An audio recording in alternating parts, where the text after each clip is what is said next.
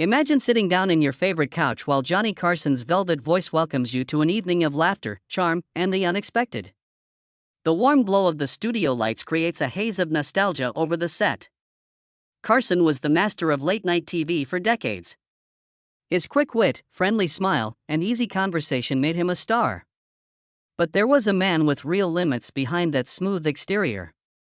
Tonight, we're showing a list of the people that Johnny Carson could not stand and who made him lose his cool. They will make you laugh, gasp, and not believe who took the top spot. 10 is where our journey starts. These early posts set the tone, admiration and respect, but there were also tensions that would come to the surface. We'll talk about battles behind the scenes, embarrassing moments on air, and the very thin line between teasing and betrayal. Hold on tight, because we're about to show you the first two things that made Carson so angry in private. 10th, Joan Rivers. Joan Rivers seemed like the perfect Tonight Show guest and apprentice at first look. Because she was brave, funny, and didn't hold back, she fit right in with Johnny's world. Carson even called her his chosen stand-in because he trusted her to cover for him when he wasn't around at night. People say that desire can be a double-edged sword, though. In 1986, Rivers did something brave when she turned down an offer from Fox to host a rival talk show without telling Carson. Imagine that, the guide is caught off guard by his own mentee. All of a sudden, the bright glow of their on-screen friendship flickered and went out. Johnny felt lied to and thought Rivers broke a promise that they hadn't said anything about. His message to the managers behind the scenes was clear: anyone who appears on her show is persona non grata here. The effect was felt right away. Rivers' guests stopped coming, her numbers dropped, and the friendship that helped her start her career broke up in a way that can't be fixed. It was a lesson written in neon: if you broke Johnny Carson's trust, you could be banished from his land for good. As we move from laughter to stress, we reach number 9. In this case, the conflict wasn't so much about loyalty as it was about different styles, old school polish versus improvised fire. 9. Bob Hope. Bob Hope was a living legend in Hollywood, and his name was known everywhere from the USO tour to the big screen. Carson wanted to bask in the fame of Hope, so it made sense for him to call her on The Tonight Show. But what at first glance seemed like a match made in entertainment heaven turned into a fight between different ideas very quickly. Carson's ability to speak without a script made Hope, who was liked but always stuck to carefully planned lines, seem almost out of place. One bad night, Hope showed up with a stack of cue cards and his own writers, ready to lead the talk. Carson, who liked to be spontaneous by playing off the energy of the crowd and having jokes come up on their own, felt stifled. Behind the scenes, he was furious about what he saw as a lack of honesty and a failure to really enter into the give and take that made his brand of humor what it was. Carson was known to joke in the writer's room, "If I ever end up like that, deliver me a bullet first." This may have been harsh, but it showed that Carson was unwilling to compromise his creative integrity. The famous comic kept showing up here and there, but each time there was a feeling of tension, like two giants circling each other and neither being willing to give an inch.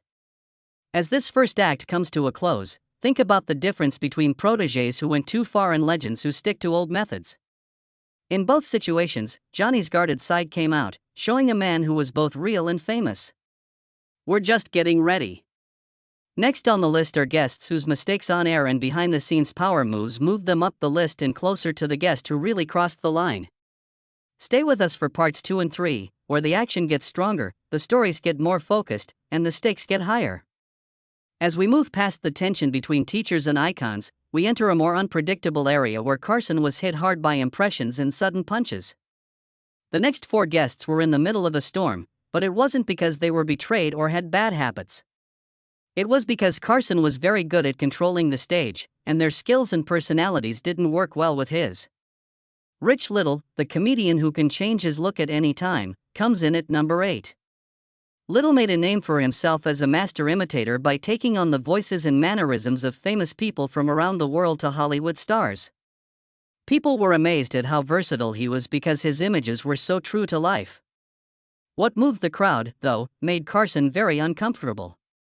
Johnny became more protective of his image when no one was around. Johnny felt a little angry every time Little did a perfect Carson routine in a nightclub or on another stage. It was like someone was using his name without his permission. It wasn't right away, the first meetings were friendly and even appreciative. But the anger built up until one statement broke through the polite front. Producers quit booking Little for The Tonight Show in 1982, saying that his act was no longer fresh. Rich afterward said, with a touch of poetic justice, that Johnny's jealousy was what caused the ban. It was the height of irony when, a few years later, HBO hired Rich Little to play Carson in The Late Shift, paying him to play the person who had tried to shut him up. That twist might have been enough to make even Carson's tough skin crack. Just above our master of impersonations, at number 7, we have Dana Carvey, a young, eager comedian. Carvey walked into The Tonight Show with an attitude that came from being on Saturday Night Live. Carson, who was always willing to help others, welcomed him on stage and seemed thrilled by his impressions of leaders and pop stars. But Carvey's rocket-fueled drive made him break the rules. In the now famous sketch called Carcinio, Dana made fun of Carson's efforts to fit in by showing him as a desperate newcomer trying to fit in with the cool kids. That might have stayed in SNL's target audience, but Carvey went on Carson's main stage and did the same thing live, complete with face paint and a sarcastic grin. It was time for the studio lights to dim, but instead there was a hush as people could feel Carson's calm breaking. The host stopped laughing and smiled more politely. After that, he stopped inviting Carvey to events. Carvey knew that The Tonight Show could have helped him become even more famous after Wayne's World went viral. But Johnny's silence made it clear that making fun of the king in his own land had a cost that no amount of money could cover. Our trip goes on to number 6, where the British movie star Oliver Reed brings uncertainty and unmatched bravado together. Reed once turned Carson's studio into what felt like a loud bar. He was known for his sharp wit and love of strong drinks. Carson was about to move the interview along when he gave Reed a whiskey. The actor's eyes lit up with mischief as he told crazy stories about fights and unplanned philosophical discussions that happened in London bars. Shelley Winters, who was sitting next to Reed, didn't like his funny stories and threw a glass of whiskey into his lap without notice. There was almost chaos on radio, and Carson, who looked uncomfortable, tried to keep things civil. Reed, filled with anger and energy, kept going, making jokes about censorship and artistic freedom, which made Carson say things that seemed more hostile than friendly. The cold energy stayed with me long after the credits were over. Reed's place in movie history was never in question, but tonight, he upset the delicate balance that Carson had worked so hard to keep. It was a cold image that lingered in the hallways long after the cameras stopped rolling. There is a beautiful woman named Lola Falana, who is known as the Queen of Las Vegas, and she is number 5 on our list. That famous red couch had glitz, skill, and courage when Falana sat on it. In the middle of her section, she talked openly about racism in show business, bringing up personal slights that broke the industry's facade of unity. Carson was used to promotion that was playful and safe, but he found himself lost in rough water. He had made a name for himself by staying away from cultural differences and focusing on quick laughs instead of deep analysis. The change in tone scared him, and people in the room leaned in to listen. They were interested in this serious talk. But behind the scenes, the producers were afraid they were in dangerous ground.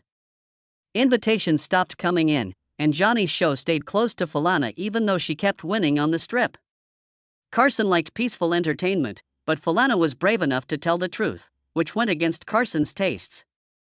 It was a warning that even the smoothest host had limits when the script got too close to real-life conflict. These 4 stories show how mastery can make people feel uneasy, when copying someone else feels like stealing their identity, when humor goes too far, when uncertainty breaks carefully practiced rhythms, and when honest feelings clash with a host's desire for polished escape. Just 2 steps away, though, is where Carson's inner anger will reach its peak.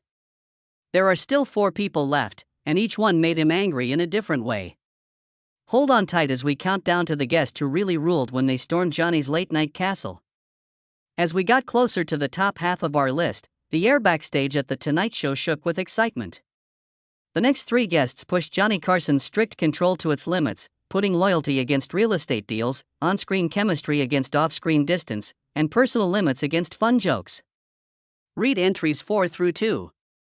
Each one is a story of desire, miscommunication, and one sharp push that changed everything. Wayne Newton is number 4. You could call Wayne Newton Mr. Las Vegas, but when he walked onto Carson's couch 30 times, it looked like he had also claimed late-night royalty. In their early shows, Newton and Carson talked like old friends, with Newton's smooth singing perfectly matching Carson's jokes. But behind the velvet curtain, anxiety built over the Aladdin Hotel, which they both loved. In 1980, both men put in bids to buy the Strip's crown jewel. When Newton's offer won, Carson's polite exterior broke. All of a sudden, the jokes in the monologue that had been light and funny went serious and accused Newton of everything but being fair. The barely concealed jabs turned into direct accusations of shady ties and mob ties, which Newton would not stand for. There are reports that Newton broke into Carson's office and told him, "Stop this now, or face the fallout." Carson stopped making the mean jokes, but the friendship ended. Newton used to walk on a red carpet, but now it was rolled up, and invites to appear on The Tonight Show stopped coming. It was a harsh lesson: if you mess with Johnny in business, you won't be able to be around him. Third place goes to Ed McMahon. Johnny and Ed could not be seen apart on camera, they made a great comedy team. People thought they had been friends for a long time because of Ed's loud laugh and enthusiastic praise. But behind the scenes, the two were a study in contrasts. Ed McMahon loved social events like galas with lots of famous people, parties that went on until dawn, and cocktail receptions. Because Johnny Carson was known for being private and picky, he avoided everyone but his closest friends and family. When the band played its last note, he ran into his dressing room. Crew members talked behind Ed's back about the dinner invites he sent Johnny, but he never accepted. Their secret deal was that they would never let personal fights show up on TV. But the tension came out in whispered hallway chatter. Carson told his friends that he would never share more than professional respect with Ed after the lights went out. What hurts the most? A quote that got out said Carson said he didn't like working with his own assistant. Still, respect for each other won out. They shared practices, signed checks, and performed magic every night for millions of people. What began as friendly chemistry turned into a tense agreement. A reminder that two stars can line up nicely for the audience even if they are pulling apart in their own lives. Charles Collis is number 2. Sometimes, one push was all it took to make the difference between comedy gold and complete disaster. Charlie Collis was a performer like no other. She was known for her fake facial movements and amazing human sound effects. People loved him, and producers went crazy for him. But on a terrible night in 1982, his usual plan didn't work. All of a sudden, Collis walked onto Carson's stage and started making his famous gurgles and guttural hiccups. The room went quiet. Johnny was great at coming up with quick jokes to save flops, but he reacted with a fake bomb whistle, which ended the routine. Collis thought they were best friends because they laughed together, so she thought Carson was playing her and pushed him in the chest without thinking. Time stopped. The live crowd gasped, but the studio lights held their breath. Carson's face lost all of its color and turned into a glare that could make milk curdle. A lifetime of kindness disappeared in that split second. Without saying a word, Johnny told Collis, "You're off the show forever." In the stunned silence, Collis tried to laugh it off and say sorry, but the damage was already done. In the blink of an eye, one sudden action can ruin decades of hard work. Carson learned a clear lesson: border-crossing actions, even when done in fun, were sacred lines you could not cross. It also showed artists how dangerous it can be to guess wrong about a host's tolerance. As the tension rises, we stand at the top, the person who made Carson's calm down more than anyone else. One who didn't just irritate him, but crossed the line between liking and being annoyed, setting up a fight that would go down in history. The next question is, who is Carson's biggest enemy? Keep reading, because the story doesn't just sizzle at number 1, it bursts.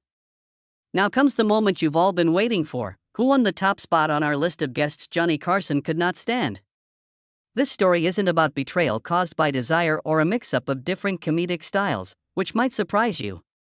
Instead, it's the story of a friendship that grew stronger through shared fun, a relationship based on razor-sharp wit, and one event that became the stuff of late-night legend.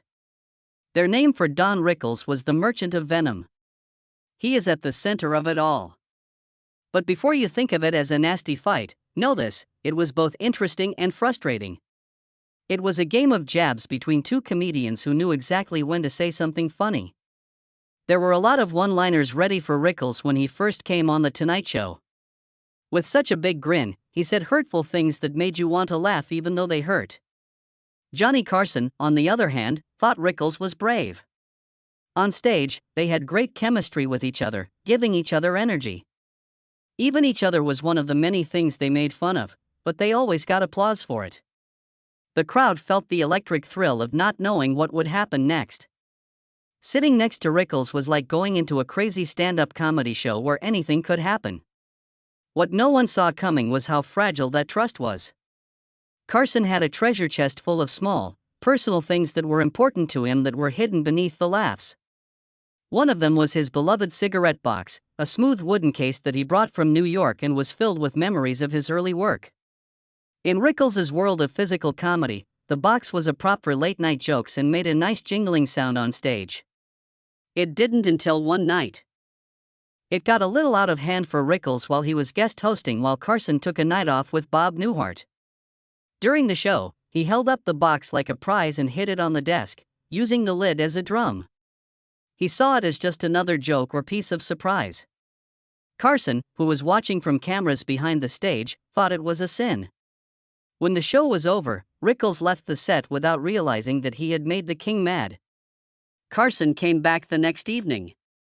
He spoke to the crowd with the smoothness that is typical of him, but his mind was on something else. His eyes fell on the box, which had a crack down one side. He stopped in the middle of a joke and then cut the section short, as if a silent alarm had gone off. Instead of making the expected change, he turned toward production and asked, "Where's my box?" into his microphone in a low but strong voice. As the cameras turned to follow him, there was chaos on the studio floor. After that, he got up and walked off the stage. Rickles was practicing with the band 500 feet away, but he had no idea. Suddenly, security opened the door, and Carson walked in. He was a figure of quiet anger, walking into a recording studio whose lights were as bright as the sun at noon. With the microphone still in his hand, he lifted the broken box above his head and looked straight through the chaos. "Was that what you did?" he yelled. Rickles laughed so hard that it was almost scary. He was frozen between fear and excitement. He put up his hands to act like he gave up, and as the cameras rolled, he stuttering his excuses. For one nervous minute, the hall shook with the sound of Carson's shocked roar and the crack of the broken wood. People watching at home saw real fear mixed with the magic of live TV. "I was just testing the resonance, Johnny," Rickles, who was always trying to make a joke, said to try to calm things down. But Carson's blank stare said it all. The chaos was over with just one nod from the director. So, the event became part of talk show history and has been told over and over again as the night a host confronted a comedian with his most prized asset. But, unlike some of the other things on our list, there was no bad blood. Rickles kept showing up, but this time he was more careful and respectful, treating the box like it was made of crystal. Carson, on the other hand, never talked about what happened in interviews. He liked the silence that comes after a joke that is just right. They went back to acting silly on air, but there was a new undercurrent. Each knew the other's limits a little better, and they both liked being in the middle of respect and fun. This dynamic, the push and pull between liking and hating, shows why Rickles is at the top of our list. He wasn't sent away because he broke unspoken rules. Instead, he broke the most important rule Carson had: holy trust. Every day, they had to walk a balance in their relationship. Every jab was an act of love, and every laugh was a reminder of how well they both knew how to do things. As tonight's countdown comes to a close, it's clear that Johnny Carson set a high standard. Each guest crossed invisible lines that made him angry, showing his own respect limits. The stories all show one thing: Carson owned the Tonight Show stage, and everyone who came there had to follow the unwritten rules. These rules could be ambition, different styles, daring pranks, or saying the truth from the heart. Behind the scenes, he was very in charge, despite his charm, wit, and easy grace on camera. Carson made people laugh and feel good every night, but he also expected them to be honest, loyal, and respectful of his work. If you broke his trust, used his image for your own gain, or messed up his favorite routines, you could lose that bright spotlight. During these fights, though, we saw something more than just anger or personal grudges. We saw the human side of a TV legend, a man who cared about his reputation and his own honor. We saw how brilliant comedic writing could sometimes draw unstable lines around the edges, where laughing and offense could blend. Every fight, from Joan Rivers' broken mentor pact to Bob Hope's stubbornness, was a reflection of the fight for artistic control. Carson was hit by Rich Little's imitated character, Dana Carvey's daring parody, and Oliver Reed's unpredictable firepower.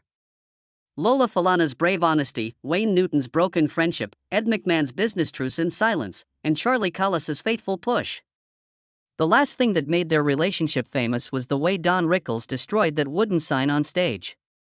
There wasn't a traditional enemy between them, these guests were questioning the status quo and the cost of being spontaneous.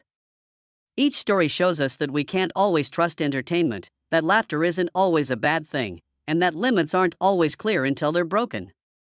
Carson saw humor as a relationship based on mutual respect. He saw it as a dance of timing, tone, and unspoken rules. For the guests, it was an offer to spend time with close friends and family without any safety nets. Tonight's stories show that The Tonight Show was more than 12 minutes of talking heads and monologues. Being able to handle personality, power, and the tides of public expectation was like being in a live organism. This behind-the-scenes look teaches people who want to be actors and fans who are just interested what happens when the rules are broken.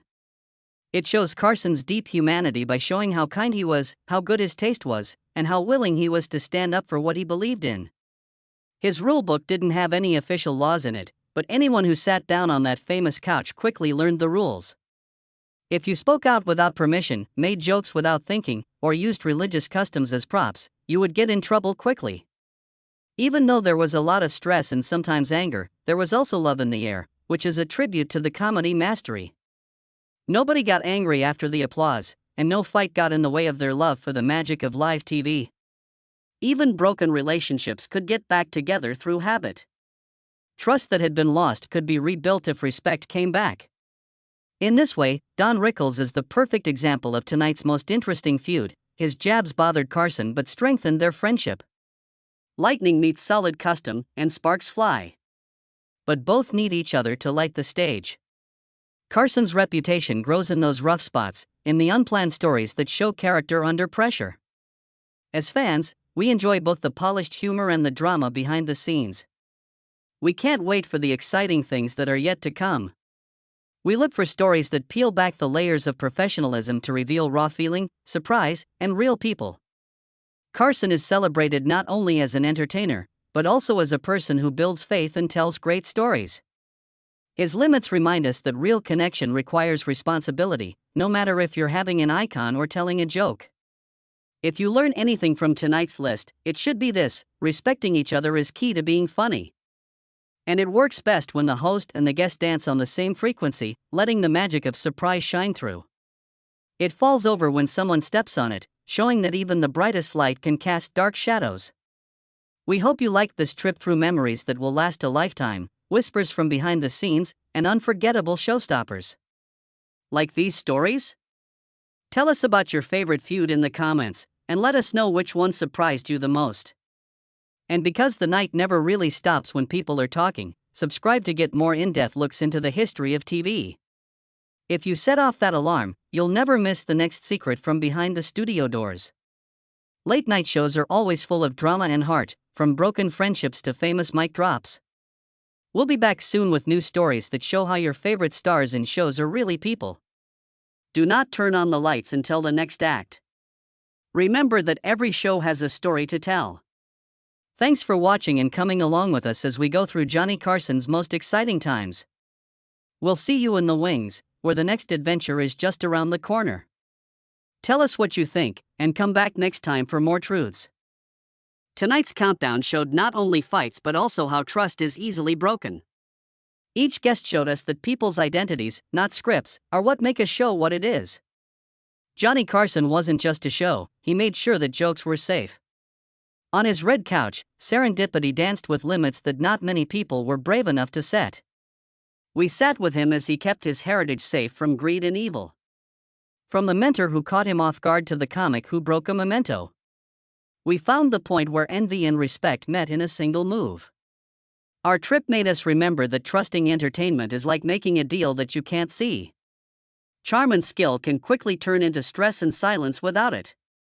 We saw tonight that whispers behind closed doors can be just as loud as laughs on air.